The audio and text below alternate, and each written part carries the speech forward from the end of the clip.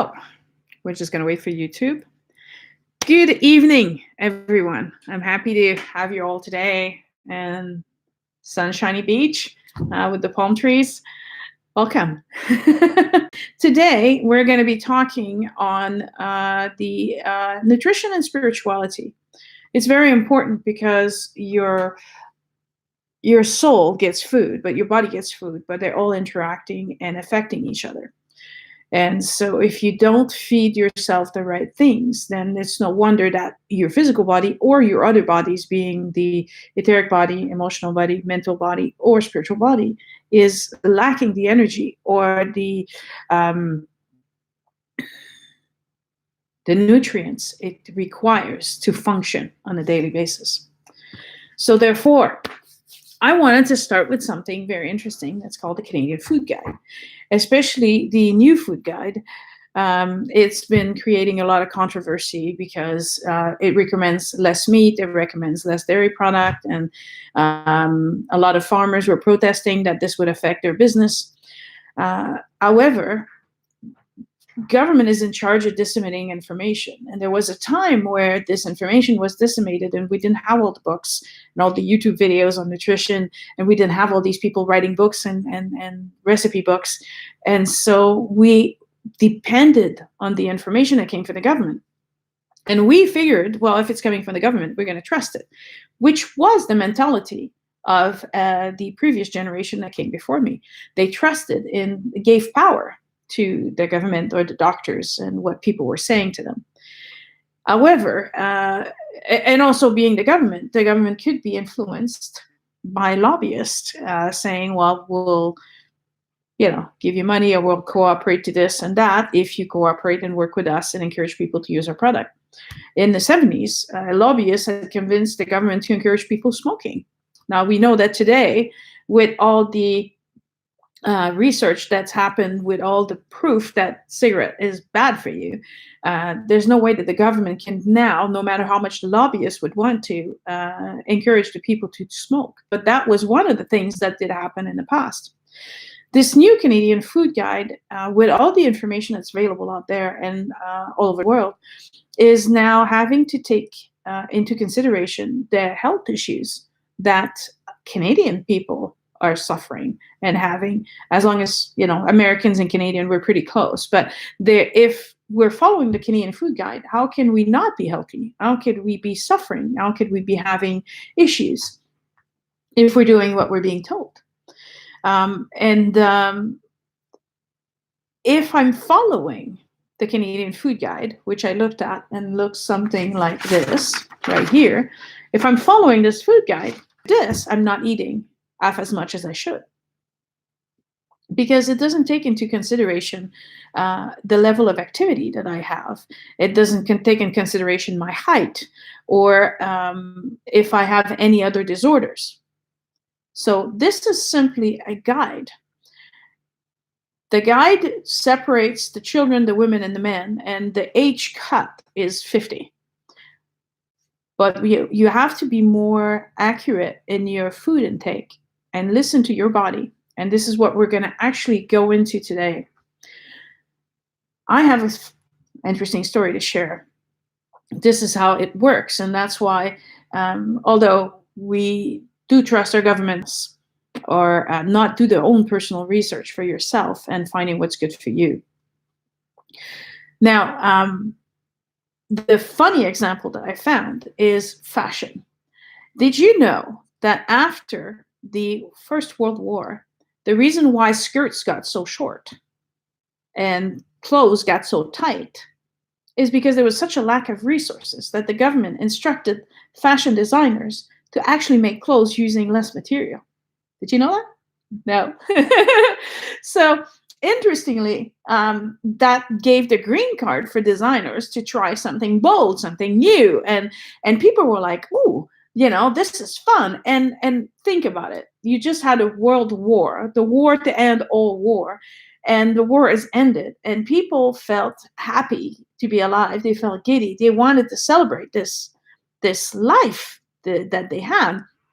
And it showed in their fashion. And They were ready for that change, but the only reason why that changed, it was the lack of resources. They could no longer make the big poofy sleeves and the 3-layer jackets and the 25 layers. What do you call these under the skirt? Petticoats. Government says, no, cut things back. We can't have that. Make things simpler. And therefore, that is why fashion changed. In the same sense, the government is able to affect those changes. But the difference is, at the beginning of the century, like I said before, we didn't have YouTube. We couldn't make our own videos. We couldn't make our research. We were much more close-minded as a cultural people. So when it came to food, we identified our culture with certain food. And so, being that I'm Canadian, this is what I eat. And that's not my food. Now people are more of a world view. They're more traveled. Things are readily available, which, I'm not that old. But when I was young, gluten-free stuff didn't exist. And now it's available in all the stores. And any major grocery stores will now have an aisle of gluten-free, of more healthy or artisans products. And they cater because more and more people are buying that stuff. So it's not a fashion, but it definitely, like this thing of the dress and the clothes shrinking, has something to do with it. If there's a market for it, if we can make money from it, then the products will become available. The more people are buying, then the more profit there is to have, and then we'll have more things available for us. So now, the one important thing that comes out of this Canadian food guide was less meat, less beef, and less dairy. The first thing that is listed is actually cooked fish, shellfish, poultry, and then last lean meat. And then we go into cooked legumes, which has never been on there before, or it was all stuffed in one category with the nuts and the tofu and the peanut butter, and it was all like one circle. They used to list all the other ones. Now they're listing all this other stuff, these other options that we can utilize to get our protein. The government has to look at the environmental pressure that comes with making recommendation. And they can no longer sustain the quantity of meat they were recommending before as far as beef and dairy farm would go. There's also pressure from the groups saying that the cows should not be separated for their calves to produce milk. There's pressure from the way the animals are being treated and the overpopulation and overcrowded, which creates sick animals, which then makes them having to use antibiotics. And it's a chain of events. So now producers are not. So if we can't produce as much, then we have to provide alternative, and we have to encourage people to use these alternatives. The things like tofu, it's not made in Canada. It's made out of soy. It comes from outside. It has to be imported. The regulation now to import these products is also stricter. And so the product that we're having available to us is of a better quality, or at least it's better regulated, which again reinforces that the government can get behind it because it's been inspected, and there's now laws and rules that the government had to first put in place to say, this is what you're going to do in order to sell your products in Canada. And if you comply with this, then we'll let you bring your products in. So as much as fashion is what changed the way we dress, how do you think we're changing the way we eat? Gastronomy, right? Make it for the elite. And then everybody wants to be like the rich and famous. And then we're going to start eating and doing what they're doing. And I mean, how many TV shows do we have on food now? We even have a food network. I mean, come on. It's food all day, 24 hours a day. It's just food. But this is how they're now making it. The difference between savages are eating worms and uneducated and uncivilized people are eating, I'm going to touch these things. But now, due to the lack of land, the lack of ability to produce all the meat at the exponential rate that the human population is growing on the planet, they have to find other sources of protein. And they have to start introducing it to the mainstream. So by the time that's all we have left to eat, we will be okay with it. And so therefore, the insects, the larva, and the worm are now part of the gastronomy in restaurants. It's fancy places that serve these stuff. You can't just get that anywhere. In Quebec, interestingly enough, we're having farms growing the, help me out. What's the name? It's grillon in French, but it's an insect. And they freeze them, and that's how they die. And then they are made into a powder, and they're extremely high in protein. Cost very little to produce, use hardly any water, and there's no waste. Everything gets powdered and made into powder. And you can now use them in bars or as flour and mix it into something. It doesn't have a really big taste to it. So it's markets that are mainly organic food and that type of things. But as soon as the general population starts supplementing their diet with this powder, it will become available everywhere for a cheap price, which is interesting. Crickets is the name I was looking for. Thank you, André. I appreciate your help. Then there's also the larvae, or the worms, and the small ones are being raised and then, again, frozen, and you can either have them in powder or actually have them, cook them, and eat them. There's a special worm that's coming from Africa. We're so lazy. Everything has to be easy.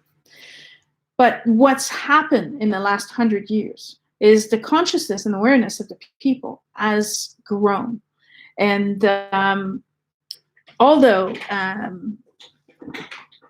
we're still buying processed food, they're becoming more aware of that. We're also more open to trying new things. People are kind of actually liking trying new things, new spices, new tastes, new texture. It's fun now. As opposed to before, people were quite xenophobe. They didn't like the strangers and their strange ways. So instead of separating us, we're trying to see, so what you have to happen with processed food is a lot of people have now developed sensitivities to dyes put in products, to gluten, soy, and corn, or corn syrup.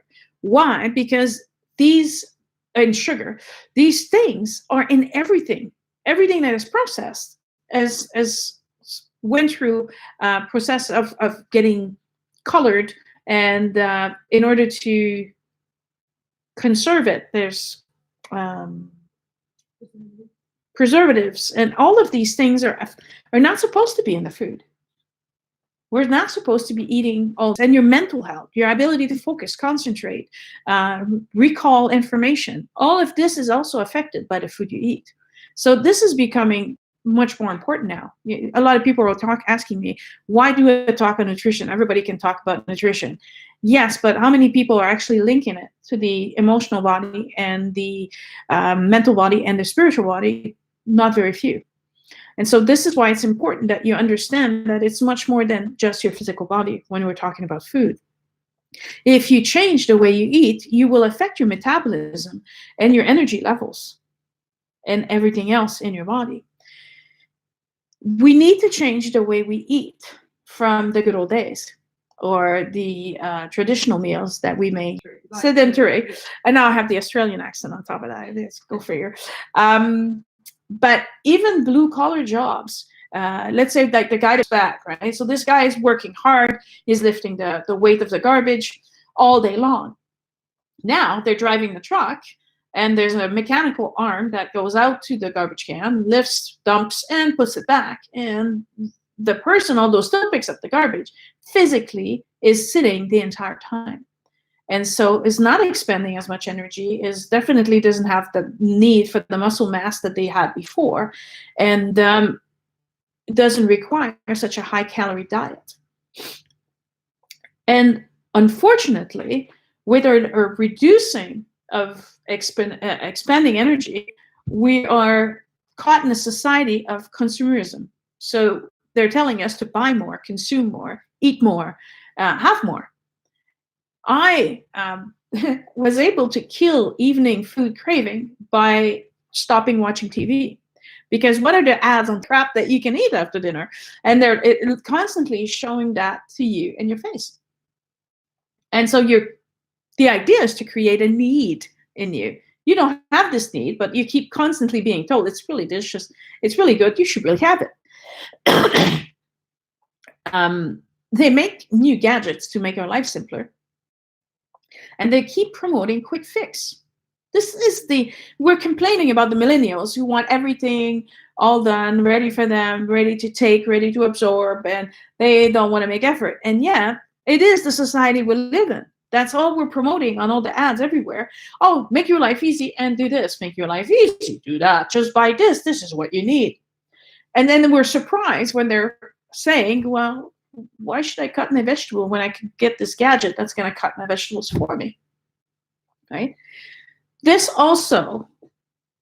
lack of preparation time, this lack of love and time that you're putting in preparing your food is affecting the quality of your food. If you're actually cutting your food and taking the time to, I don't know, hum a little song, have a little music, and appreciating what you're creating, this entire time you're putting energy in your food. The spiritual value of your food, therefore, is much higher. There's no spiritual value in processed food. It's made by machine, and it's not, half of it is not real food, and there's no energy that goes into it. So it's like I said, it's a lot more than just a food physical nutrient. My guest, Jill, actually made me my vegetables tonight, and they were delicious. Why were they so delicious? Because she took the time to cut them and cook them for me, and it was lovely. And she did it out of love and care. And so it was much better than anything else I could have eaten tonight. The portions are also what we're eating are too big, right? So we're buying a bag of chips, which we're thinking is a single serving. However, those bags are actually 3 or 4 serving, even though they're small. A single serving bag of chip is those Halloween bags that we distribute to the kids. That's a single serving. That's how little chips is supposed to be. So there's nothing wrong with eating chips if you eat a single serving. Now, if you're eating an entire bag, that's a whole different world. So I have and it says for 2, it's not a serving. It's now 4 serving. So you have to multiply these numbers by 4. Now, this should bring you a new awareness to why this is so important. Nothing that you're buying that is prepackaged is ever a single serving. So before you eat it, and you're thinking, oh, well, that's not so bad. I can do with 55 milligrams of salt. But now you're eating 8 cookies. Well, now you're eating over 200 grams of sugar or salt. Sorry, sodium is salt. Yeah. So if you think about that, now you have to go back and check all of, that these talks never come without homework. You have to become conscious of what you're putting inside of you and the levels of salt, fat, and sugar. It's insane. I had someone who said, well, I like pop. I'm like, that's fine. I have pop once in a while. Usually when I go to the restaurant, because I don't drink alcohol, I'll have a glass of pop and that's my treat. But people are drinking cans and cans of pop in a single day. And I said, okay, well, maybe it's time for you to look on the can and see how much sugar each can is. It's devastating to see because you never assume that it's just pop. You're not assuming or you're realizing how much sugar and how much crap you're actually ingesting. Just in consumerism and this bad habit that we have accumulated over the years is to first of all forego fast food and read the actual portion and read the label. But you can still get a lot of food, but you need to eat the right food, and that's the key. The labels also list the ingredients, which is usually at the opposite of this one. So they're hoping that if you're reading the ingredients, you're not reading this side. But did you know that the list of the ingredients is listed in the quantity of the ingredients present inside? A lot of people don't know that. They just think it's a list of ingredients. No, it's actually listed in function of that's what you get the most in this product. So this one starts with black chocolate. So the main ingredients in these cookies is black chocolate. not things you can't pronounce. In some, if it starts with corn syrup, and if it starts with an ingredient that you can't read, that's the main ingredient of what you're eating. So you might reconsider that when you're watching this list of ingredients, that first of all, it should be things that you actually know what they are. Mayonnaise, for example, my brother is watching, so I'll take his example. He loves mayonnaise. And I went over the ingredients of a certain type. And it's one of the very high up ingredients in the list. Therefore, it's quite a large amount of it is part of this ingredient list. So if it's not, and they do it on purpose. I mean, if they would write derivative of gasoline, you would never buy the product, obviously, but they put the fancy chemical name and lure you into thinking it's fine, but it's not. And if you actually look at this ingredient and it tells you it's poisonous, don't eat this. And it naturally, it has to be in quantities, but if you're eating like a can of mayo or a bottle of mayo every week, it also has these things. So what are you really putting inside your body? And that's one of the important lessons here. You're going to have to start reading labels. So after this, all of you should actually go over to your pantry and start reading the list of ingredients and taking into consideration what is the emotional food. The emotion and your thoughts are affecting your health. Now, we've talked about this before in previous talks.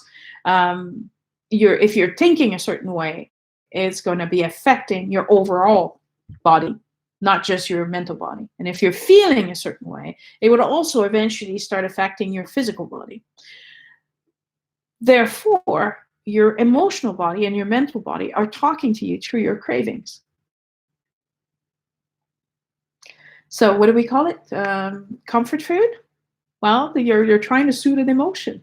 Why do I need this comfort? Analyze the emotion before you take care of the symptom. Okay, the symptom is a discomfort, and you're trying to resolve the discomfort by actually filling up this opening that's created inside of you by stuffing it with food. You're trying to stuff it down. Don't want to feel this right now, so I'm going to put something on top of it. And hopefully by the time I digest it, it's all going to be gone. Yes? The processed food and all the ingredients that are in there that are no good for you. A lot of people have a hard time understanding this, so I've got a little story for you. Everybody loves my story, so hopefully you like this one. So there's a builder. This builder is actually called your elemental body. To the elemental body, well, I want to be healthy, I want to be doing all these sports, I want to do all these activities, and I want to work hard, and I want to do all of these things. I want to have babies, whatever. And your architect, gives the direction to the builder, and builder's, no problem, right on it. And so you deliver processed food, which comes with, in the representation of bricks. So you're delivering bricks. And so your builder says, oh, okay. Well, I was thinking that we could maybe do a log house, but since you're sending bricks, no problem. It'll be a brick house. Won't be as pretty, won't be as awesome, but hey, you're going to get a house for sure. And you keep eating processed food. So your little builder says, oh, sure. I can build a garage. The garage is practical. We can store things in there. We can put the car, a garage is good. And so he's building you the garage because you're fitting in the bricks, and bricks are okay. Bricks are good. But now your builder is still waiting for the windows and still waiting for the flooring inside the house. But you keep sending more bricks. So now your builder's like, yeah, okay, that's not very original. But since they're here, might as well use them, and decides to pave the driveway with the bricks. Yeah, it's prettier than paving it, black tar and everything. And he's like, that's not so bad. Being creative here, it's cool. It's cool. And but there's still no shingles to make the roof. But there's more bricks.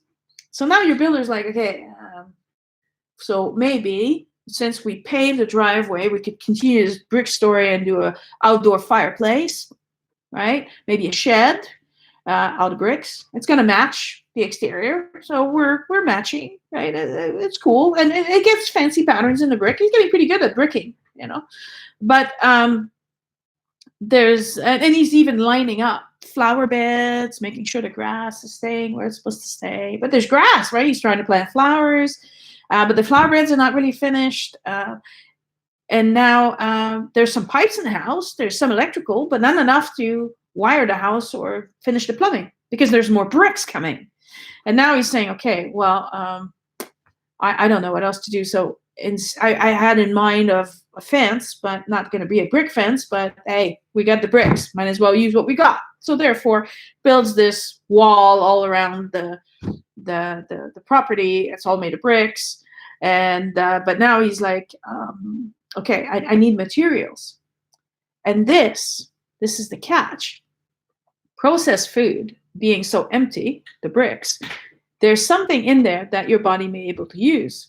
However, it can't keep on using just that. And if you're not giving it vitamins, if you're not giving it protein, and if you're not giving it good quality things, it's unable for the builder to finish building the house.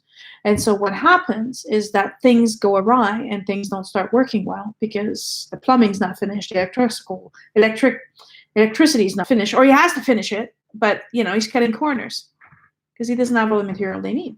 So lights on, but just half the time. You can only light half the house. And this is where your brain fog comes in, your lack of concentration comes in, your inability to think or recall information. The plumbing, it's the digestive system, the absorbing of the material that you're getting. You don't have the proper plumbing. It's not working properly. It's not flushing properly. If your system gets backed up, right? And in the end, the house is not protected against the wind, the rain, the cold, but you keep getting more bricks though. And so the builder, because of this unbalanced diet, keeps telling you, give me more, give me more, give me more. That's going to run out. And then if you're sitting there on the side of the road going, I don't know why, the car's not working, I'm going to have it towed, right? But all it needs is gas. It's the same way for you. I'm always tired. I have no energy. My metabolism is slow. Well, your metabolism is slow because that's all it's doing is trying to figure out what to do with the bricks. Eventually, the builder is just going to store the bricks and keep dumping the bricks in the backyard. He's going to say, I don't know what to do. Just put it there, and then maybe I'll figure something out later. And this is when you start getting fat. Does that make sense? Mm-hmm. And so your body needs not just food, but proper food. And what's interesting, based on personal experience, in Shasta last year, and I set the menu and I said, we're having breakfast at this time, we're having lunch at this time, and we're having dinner at this time. Right away, on the first day, there was a panic. What if I'm hungry? What if it's not enough? Right? Right there, this tells you have an emotional issue around food. We need to take care of that right now. The second thing is, if you're hungry, and I have to open a pantry and show them, there is snacks. There's no chips, but there's snacks. There's nuts, there's fruits, there's other things. There's plenty of food. Maybe it's not what you're used to eating to fill these empty holes, but there's food. And so that alleviated the worry somewhat in those wonderful people. And then the week started, and they started eating the food. But all of the food that I bought is organic. So yes, it cost a little bit more, I agree. But nobody needed snacking. For an entire week, everybody was able to just have the breakfast, and they waited until lunchtime, and they ate heartily at lunch. They were hungry, but then they were able to wait until dinner. And after dinner, everybody was satisfied. And they had dessert. We made ice cream from banana. We made our own, I believe we made cookies, and we made our own muffins, but from oats and all our ingredients, handmade. Everybody felt satisfied. Week, they slept well, they had energy, their metabolism was active.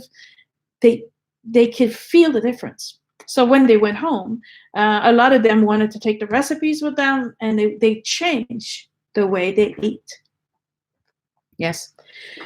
Cravings are your emotional and mental body talking to you. The texture of the craving. Now, this should be what's interesting to you. And it's inwards. So you're mad at yourself, you're sad on the inside, you're longing for comfort and reassurance. So think of a breakup. I don't know why everybody goes to the tub of ice cream. It's a thing, right? It's in the movies. But that's the creamy texture is what it associates to. If you are in the mood for crunchy cravings, and this doesn't matter if it's crunchy carrots or crunchy celery, or if you're craving something crunchy, you're trying to deal with art emotion directed at the outside. So you're angry, you're bitter, you're frustrated, you have resentment, you have stress, tension, but it's coming from the outside, or you wish you could just tell someone off, but you can't. So you're keeping your mouth closed, but you're crunching your food. Okay. If you're going for chewy, so it's and chewy, we're going into more candy department. I don't think there's a whole lot of food that's chewy. Muesli bars. Yeah, maybe, but and the chewy is the combination of the above, meaning you're not feeling good inside and you're still not at the outside world and you don't know how to deal with that, and that's where you go for chewy. If you're craving for chocolate, you're craving for love, and you're craving for appreciation. You want to be appreciated, taken care of. A lot of the times the world out there says, oh, women crave chocolate because they crave sex. No, other things. I'm talking about black, pure chocolate. If you're eating that, it will release in your brain serotonin, which is usually being released when you're being loved or make love to, or you're in that space. This is why eating chocolate releases the same chemical and kind of makes you feel the same way. Now, dairy have antidepressant effects. Eat more vegetables and fruit. Yes, but it's different than eating the vegetables and fruit than if you are craving those particular vegetables and fruit. Okay, so right now we're talking about craving. I love chocolate, but do I crave chocolate? No. And I'm able to have a small piece of chocolate and be completely satisfied with just a truffle, or, I'm fine with it. I don't crave it. Salty, anything salty. So salty chips or salty snacks. A lot of the Mexican food is extremely salty. That's anger. You have anger, and the salt is releasing something that lowers your anger. I could name you all the very fancy, all the, I know serotonin by heart, but it really doesn't matter which chemical is being released and which one is interacting with which, because this isn't a physics class or a biology class. Just, if you don't trust me, you can look it up. But the effect of salt on your body, it's okay to have salt, but if you're constantly craving it or you absorbing huge quantity of it, you're trying to deal with anger. Spicy food is you're looking for excitement. And the effect that spicy food has on your body releases the chemical that creates an excitement. Liquid cravings usually has to do with a leveling of energy. So if you're craving liquid, it means you're there for re-established balance. Now we're going to talk about coffee and alcohol in a bit. Bread, rice, pasta is comforting and calming. And we all know that. How many people have comfort food has to do with noodles? But again, it's because of the chemical release that comes from eating these particular grain. But one can, and they both contain sugar, or they both transmute into sugar in your body. But one is the comfort, and the other one is the pleasure. A different level of comfort, I guess. Candies are pick-me-up. They're rewards.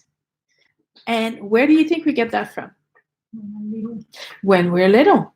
It's ingrained in us. Oh, you were nice at the dentist. Here's a candy. Oh, you were good at the doctor. Here's a sucker. Oh, you've been so well behaved. You can have a treat. Right? We're the one doing this. So if you're wondering where these things come from, they come from your upbringing. They come from being constantly reinforced by your mom, your dad, your uncle, your friends, whoever. It's reinforced in you and becomes an association. Now, there's a researcher named Pavlov. Have you ever heard of Pavlov? I'm not sure. You're not sure.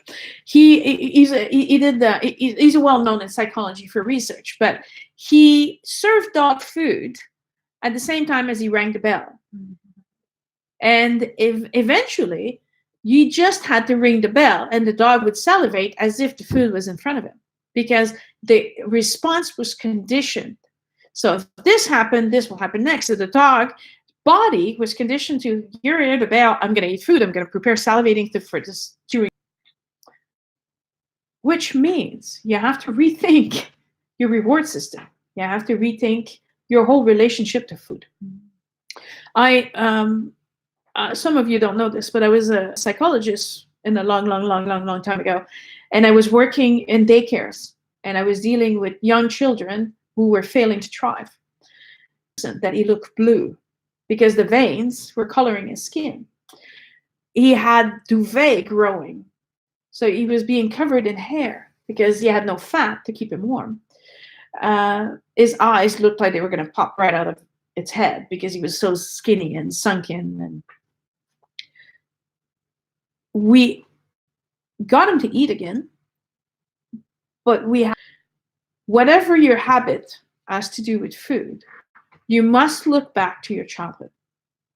Was there enough to eat? Did you always eat enough to be satisfied? God bless my parents. We never ran out of food in my house. And if you wanted 4 servings, you could eat. And there was always enough, all the time. So what's my relationship with food? There's plenty of food. I'm not worried. I have no fear of running out of food, of going hungry. Don't know that feeling. Which is probably why when other people say, Sonia, you need to eat right now, I'm like, I'm not feeling hungry. I don't, and I know the food's there, so I can wait. It's okay. Because I never had this oppressing time. You have to eat. I never raised my dog that way even. Some people give food at their dogs at a certain time because they're going to be stuck in the house the whole day and they must poop when the owner comes back home. So they're regulating when the dog's eating at a very specific time. So what do you see the dog doing when the food finally appears in the bowl? Woof, they swallow the whole thing super fast, and I can't be healthy. I've always raised my dog, here's the food. When you're hungry, go eat. And if you're not hungry, it's okay. The food's still there. And when you're hungry, you go back. And the vets are sometimes surprised my dogs are not overweight. I said, no, because they have no fear that they need to eat now because there won't be food tomorrow. There's always food in the dish. And if they finish the dish, they were always very good at sitting there looking at me barking, woof. And I'd look over and say, oh, the bowl's empty. And we'd fill the bowl back again. So it works for animals, it works for children, it works for adults. And every one of these talks is about you examining who you are, getting to know yourself better, and correcting these false beliefs that you created for yourself growing up. Maybe it was true. I know people who didn't have enough to eat. I know that. But is it true now? Or are you well organized enough and you can manage a budget and you have food? In those cases, a lot of the people are overbuying because they're afraid to run out. And what ends up happening is that it gets past its due date, it gets thrown out, it gets wasted, and you're wasting your money on things you're not going to eat. One of the things that I like to do is I like to buy, and we'll discuss this later, I buy for what I'm going to eat. And then when the fridge is empty, I'll go back and buy more. But I don't waste. Yes. Fat, if you're craving fat, so obviously nobody's going to go buy a piece of lard and start chewing lard. I get that. But if you're craving fatty food, you're trying to feel an emptiness. And fat is like literally like eating the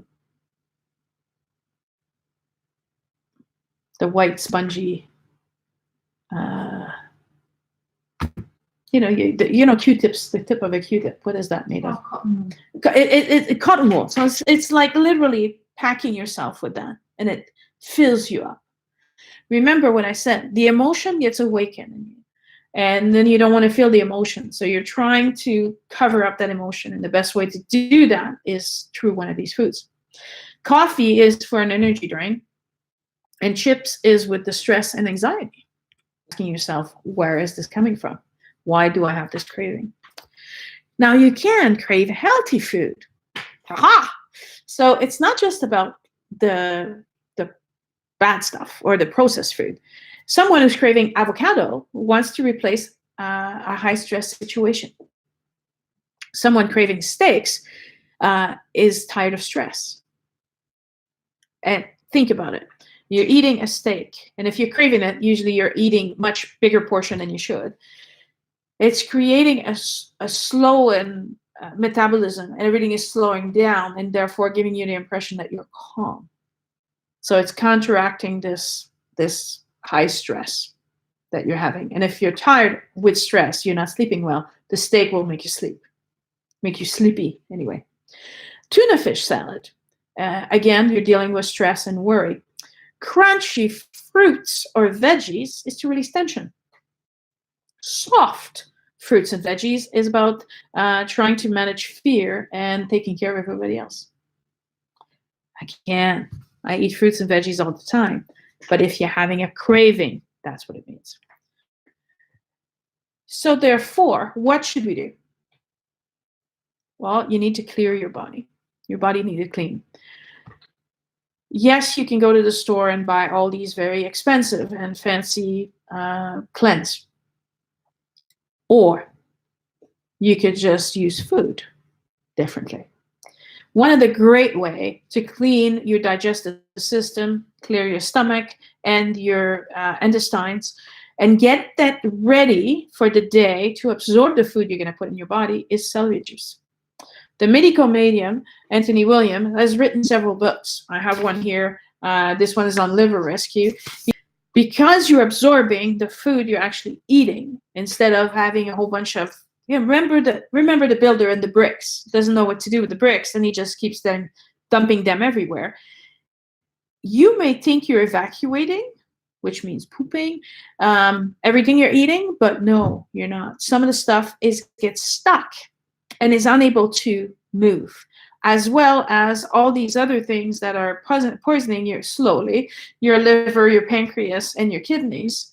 It's stuck. The celery juice helps clean and clear that. It's a fast, cheap, efficient way. Every morning, a glass of celery juice to help clean that. You'll be surprised on how much you're going to evacuate. And I'm not talking diarrhea. I'm not talking, anything like sometimes you may have if you do a cleanse.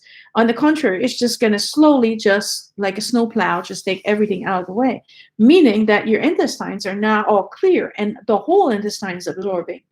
So you're not missing half the food you're eating. All of it that you need gets absorbed. So you drink the celery juice, you wait 15 minutes, and then you can eat normally for breakfast. Then water is your second helper for the day. Drop, I know I say this all the time, but drop the alcohol, drop the coffee, drop the caffeine, especially if you drink tea, drink herbal teas. The caffeine is an hyperactive, it sends your body in hypervigilance. It's not of any help to you. So if you think, oh, but I have 6 cups of coffee during the day, it's not replacing the 6 cups of water. They're not the same. The water is helping your kidneys filter things out. It's helping free the toxins. It also makes your blood more liquid, and so transports things better and is able to evacuate things. Without the water, the coffee is a diuretic. It makes you empty your water. It doesn't fill up your water. So they're not the same thing. You have to drink water. You should have 2 cups in the morning, 2 cups after lunch, 2 cups before dinner, especially if you're having late dinners, and 2 cups in the evening. And then people say, oh, but I'm going to get up. I'm going to have to go pee. It's okay, because it doesn't need to evacuate. See, this is the way it works. You don't drink a lot. All of a sudden, there's some water coming into your body. Your body goes, oh, thank goodness, we can finally flush this out. And then you have to go and run to the bathroom. because it needs to come out. It's toxin. It's not good for your body. Now, if on the other hand, your body knows, oh, I'm getting 2 cups, this is great, and we're gonna, it's and eventually, obviously, like I say, at first, yes, but eventually your body, if you go pee in the middle of the night, it's because you're not drinking enough water during the day. Surprise. Then, moving on, the story of the koala. Now, I'm honoring my guest from Australia here. I have a koala story. I heard the story that koalas were how what you eat and what you drink is so important, because their eucalyptus trees are extremely poor in nutrients, but mostly the only food available for koalas. Koalas have slowed their metabolism to the point where they sleep almost 20 hours a day, because they don't have the energy to do anything else, because they don't have a choice. There's nothing else in their environment that could provide them with the actual nutrient or energy that they need. But they do get most of, so they have to get their water from somewhere, but the trade-off is that they're not getting the nutrients. It's the same thing for you. You need the water, first and foremost. And so if your body would have to choose between poor nutrients and water or anything else in good food, it will pick the water first. So if you're beginning to make changes, this is why I'm telling this, if you're beginning to make changes and the first change you make is just starting to drink more water, you're going to see a major shift in your energy and your body. Major. Because it also affects and regulates your sleep. So anything from insomnia, restless legs, waking up in the middle of the night, is your builder screaming at you, I need the materials. You didn't give me the materials you were supposed to deliver today. So if you're having craving before going to bed, it's your builder going, okay, so you're going to sleep for 8 hours, and this is the time for me that I would actually use to build these things. And this is where your cravings come at night. If you're craving food at night, it's because you haven't fed your body what it required during the day. And this is your last call of your builder saying, okay, before you sleep, please give me something. But again, if you're not giving it an apple or a banana or something it can use, it's just going to be another pile of bricks that he's going to store in your thighs and your belly and your buttocks, wherever it's going to find a room to put it in. Just to show you, I have no choice, and rather than not eating, I will eat something. And I thought I was going to be okay because there was a little bit of noodles in there, but it was mostly vegetables and chicken. So I was like, that looks okay. I can get away with that. I should have put the noodles aside, but I did not. And the entire evening and night, I was awake. I had cramps, I had bloating, and it just kept getting worse to the point where then I had diarrhea. And I had an awful night, so I didn't get any rest. I didn't get any sleep, and I had an awful day the next day after that because I didn't get any sleep. Yes? And that's one time, one food. So you're saying, well, it doesn't affect me this way. You're absolutely right. It doesn't affect you now because your body is so tired. And so it's already hypervigilant. It's already been misused and mistreated so much that you don't even know what it feels like to feel good and healthy. A lot of the people come up to me, I have inside of me and my body everything I need to do that. The person asked me, what should I remove from my diet? And I made the list of the things that I'm going to be recommending that you don't eat, because the vibration value of these foods is so low that it actually drags you down rather than do anything good for you. And he says, this is everything I had for breakfast this morning. And he felt tired. He felt sluggish. He had a hard time getting moving. But now it made sense. So I said, now you go try this breakfast, or just let me know how that goes for you. You will see immediate changes. Immediate, because your body has been waiting for these things for such a long time that the second it's going to get it, it's going to get active. It's going to get moving. So therefore, you should return to simple foods. By that, I mean fruits, veggies. They don't have to be raw, but having raw is also great, because you're not cooking the nutrients out of it, so you're getting the full quality of what's inside the foods. Forget processed and forget modified. Just go for the actual grains. We make our own pasta. But if you don't want to do that, there's good quality pasta out there that you can have.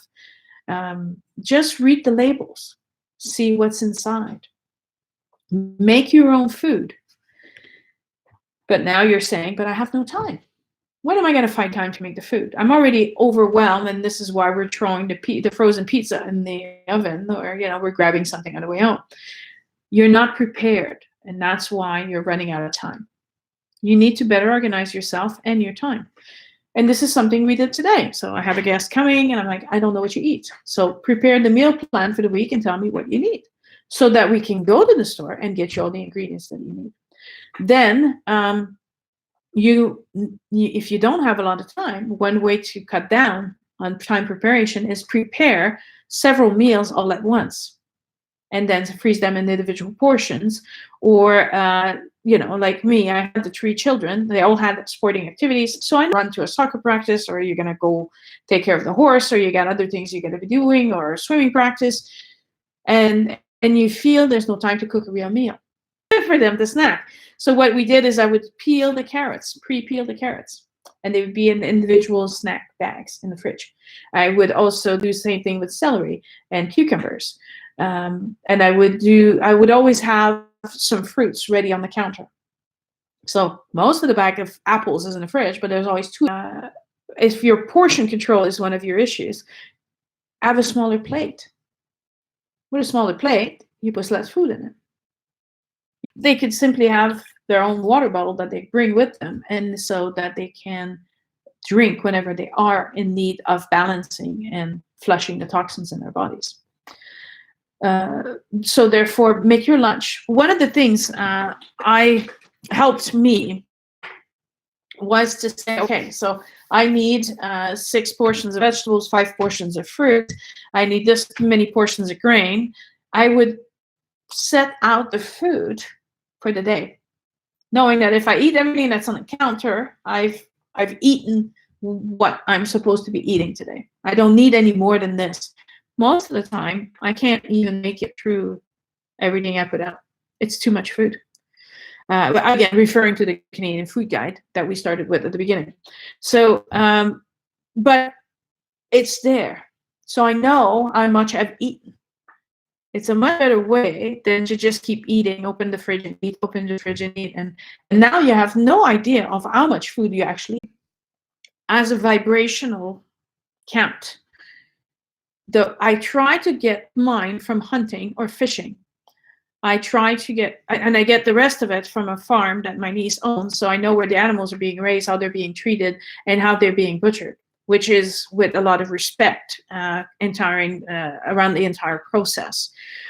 So the vibrational quality of what I'm eating is higher than something that you might pick up that's been injected with a whole bunch of antibiotics and other products, or some of them are inflated with water and to make it look bigger or heavier because you're paying by the weight when you're buying meat.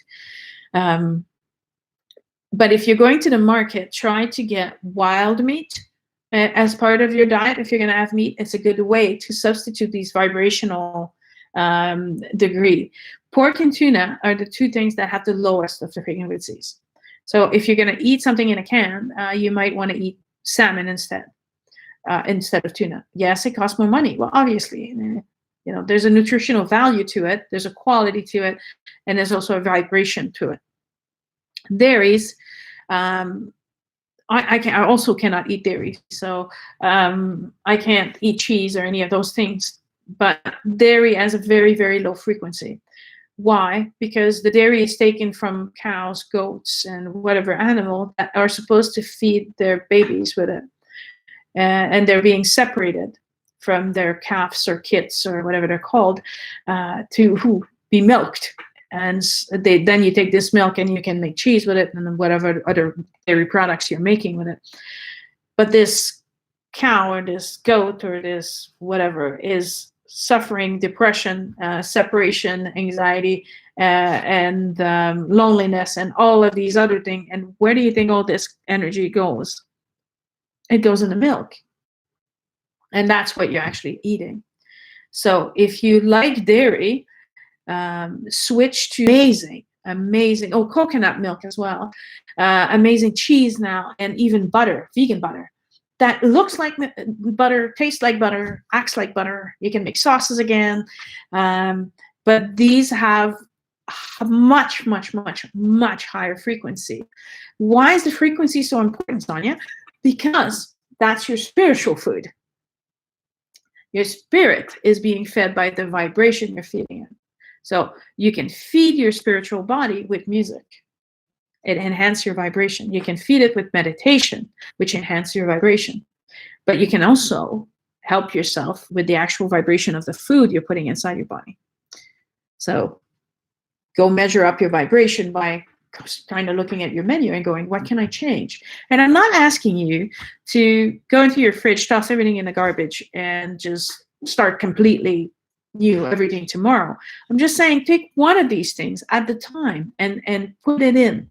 Get used to it, work with it, get familiar with it, and then pick the next one. And then work with that one. Integrate it into your everyday practice, and then move on to the next one. This is how you effect long-lasting change. When you're not traumatizing your entire body and environment, because if you're living with someone, it's going to affect your husband or your wife and your kids and, you know, everybody living with you. Don't do that. But subtly, you know, start changing it, one thing here and one thing there. For example, my son is finally eating gluten-free noodles, because for the longest time, he was arguing with me that if there was no gluten in it, it didn't taste the same. It was disgusting. Maybe that was true 10 years ago. But now the products, they've gotten better at mixing the different flours together, finding a real better balance into things. And the noodles are tasting great. So if you'd given it a try 5-10 years ago, try it again. There's a whole new market now that has opened up doors that the products have to be of a better quality. And they've tried different recipes and they're finding things that are working better. So if you've given it a try, didn't like it the first time, maybe this is the right time for you to try again. Organic is better, but I do understand it's more expensive. And if you're the kind of person that eats fruits or vegetables in the first place, just eating fruits and vegetables will be a big improvement. So start there.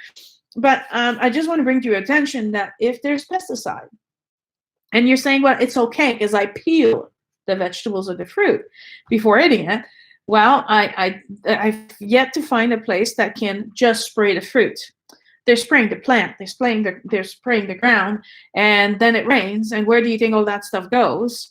And the plant absorbs it, and then it goes into the ground absorbs it, and then the plant's roots are absorbing what's in the ground, and so it's absorbing the pesticides into the plant that's growing the fruit. So if you think that peeling your fruit is getting rid of the pesticides, good luck. It's not. It's actually inside the fruit. But fruit is better than no fruit. But if you can, get the organic that doesn't have the chemical additive to it. For your own, the wiring, the windows, is not going to keep asking for stuff. So you're going to eat a lot less because you're actually eating what you need. And so your grocery bill will actually be almost the same.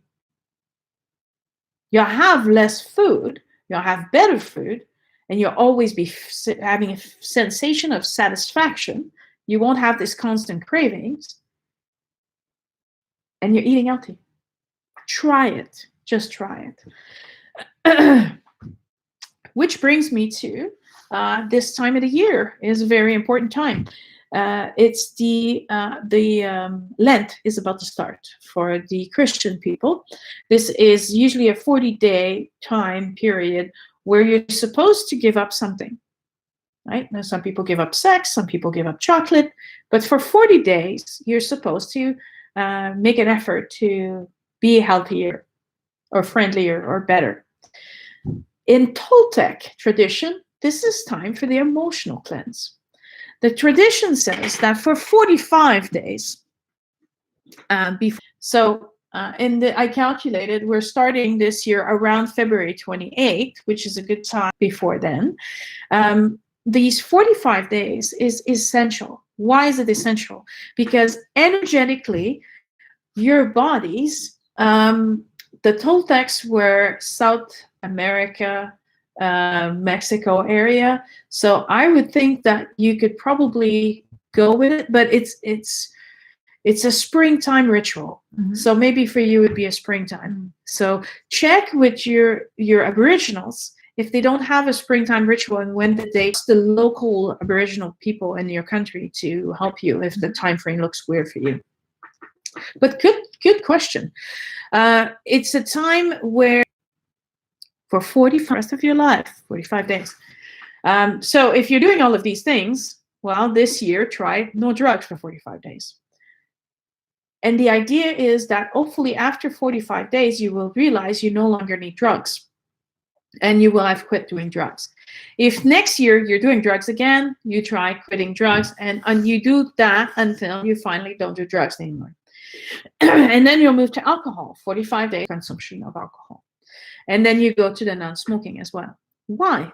Because these things are negatively affecting all of your bodies, not you want. So it's called a fasting, but it's not a fasting in the sense that you're not eating. It's a fasting in the sense that you're no longer have any comfort food. You're no longer substituting your need for emotional healing for drugs, alcohol, cigarettes, sugar, or whatever else it is. You are, for the next 45 days, taking care of yourself emotionally. You will be in the moment. You will meditate daily, and you will treat yourself as a god or goddess, meaning you will care for your body, you will shower, you will do it with self-care, self-love. Because, and people tell me, so why do I have to meditate daily with this? This is essential. For me, when I do this, the first year we did this, I had a lot of emotion coming out. But there's no more comfort food. For us, it was, we cut the sugar out. Oh, wow.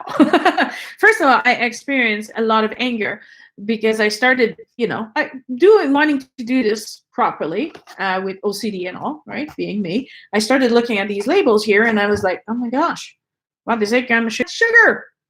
And it was so frustrating because I was unaware I was ingesting that much sugar. And I kept telling the people, I don't know why I can't lose weight because I'm not eating desserts. I'm not eating cakes. I'm not. Why, what's wrong with my body? Why can I not lose the weight? Well, it wasn't everything else I was eating. So never mind having on top of that a cake or a dessert. And that we just didn't buy those products again. We quit sugar. Once in a while, someone's having a birthday party, I will have a piece of cake. Let's not go crazy here. But it's okay to have the one piece of cake. It's like saying to your builder, oh, here's a few bricks, buddy. And he's like, yeah, sure. Oh, I know. I can deal with those few bricks. That was the bricks. The same thing with meat. We stopped eating meat the next year because now we didn't reintroduce sugar in our diet. And I'm already, as you know, don't smoke, don't drink, don't do drugs. So, and I don't eat dairy already. So there was, we were thinking this wouldn't be so much of a challenge. So we did the 45 days without meat. And emotionally during the day, I was doing fine. But at night, I would have these dreams of unresolved issues. I would dream of my ex-husband and realize, wow, I still have quite a bit of anger to deal with. And that's what the meditation is all about. It's not about sitting in this anger all day. No, it's about, and I prefer meditating in the morning, but obviously because I'm having all this stuff coming up at night. If all your stuff comes out during the day, then you can do 1 or 2 hour meditation in the evening. But personally, I felt it more balanced to do 1 hour in the evening and 1 hour in the morning. And that way I was able to manage and balance the flow of emotion that was coming out of me. If you do this regularly, now we've been doing this for years, what happens is you do a regular emotional cleanse once a year, your emotions are not getting out of hand. You're not being overwhelmed by these emotions that you've been stuffing down with all these sugar, fat, every other thing. You're more present in your emotion as they're coming through. Therefore, the first week might be difficult because as far as I don't know how it's going to come out for me this year, because every year it's a little bit different. But I had drinks for about a week, and I mean it's 45 days, so that's about 6 weeks long. And then the rest of the 5 weeks I was fine. And last year, while I was writing my book, I Dragon, my biography, I was through the first 4 weeks, and I'm thinking, wow, this is pretty easy this year. Nothing much is coming to the surface until Hiroshima went off on week number 5. And it all came out all at once, and it was huge. But it was something that I've been carrying with me since my 20s. And I'm 47 now. So 27 years has been buried inside of me, and it finally came up. And I felt it, and I honored it, and it was about self-love. It's about loving me and being there for me, and knowing that if this should happen to me again, I will not judge myself. I will love myself, and I will seek support, and I will go for help, and I won't go through this alone. So don't be afraid to feel. Don't be afraid of what's going to come up.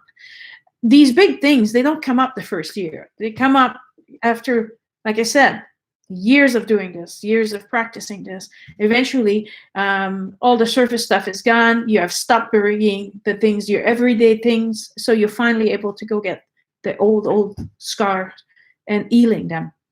And that's the beauty of it. Don't think that my life was shattered and I was unable to function. It lasted an hour, intense, but I was able to recognize that emotion. I was able to recognize what was happening. And instead of hiding from it or burying it, I acknowledged it and I honored it.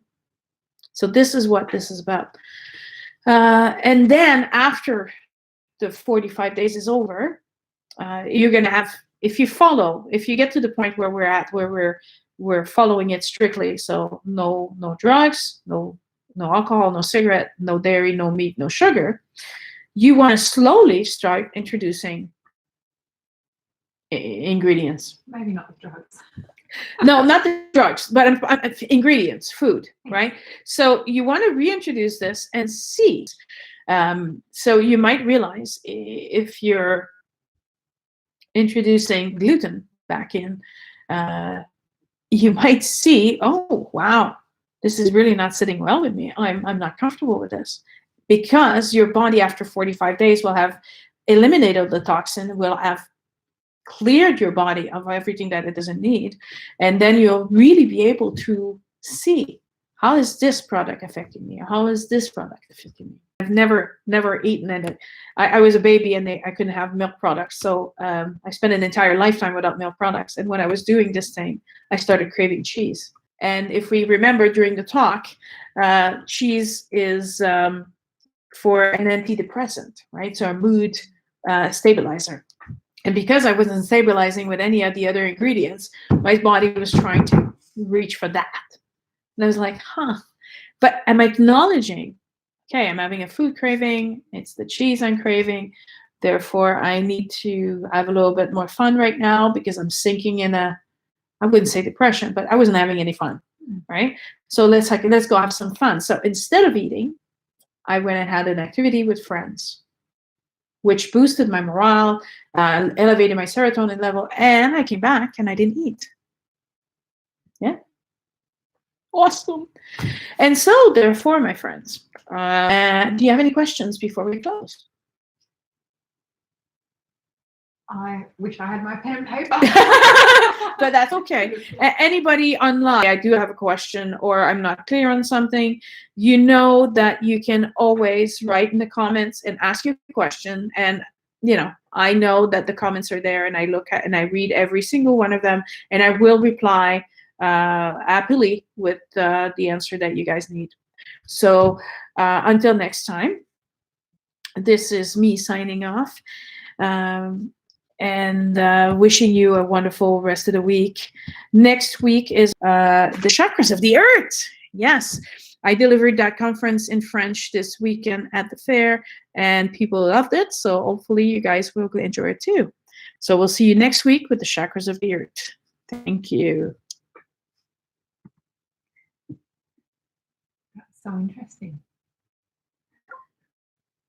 Nope, still. I sure want to end the stream. Yes, and